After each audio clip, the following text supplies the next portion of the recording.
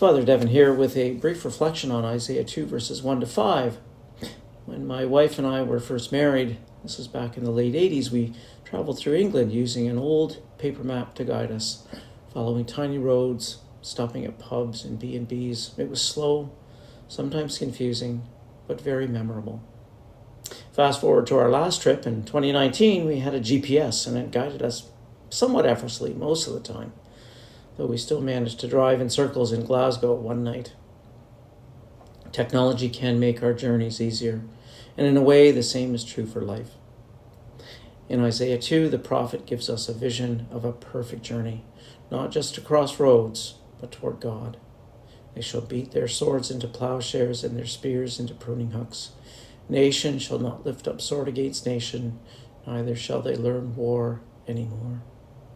It's a vision of peace, of the Messiah, of God dwelling with his people. Just like a GPS guides us on a trip, God's ways guide humanity toward true and everlasting peace.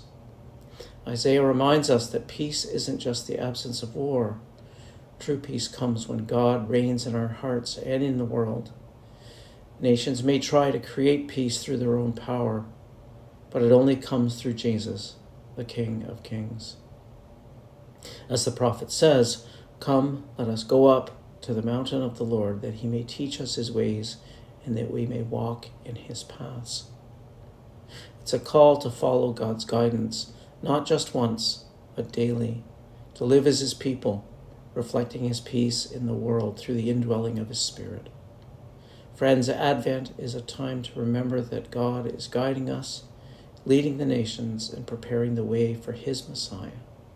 Let us walk in his paths, beat our swords into plowshares in our own lives, and trust that he who began a good work in us will bring it to completion.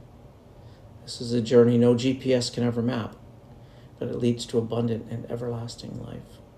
And to this, all God's people said, Amen. Thank you for watching and listening. Please like and subscribe for more content like this. God bless.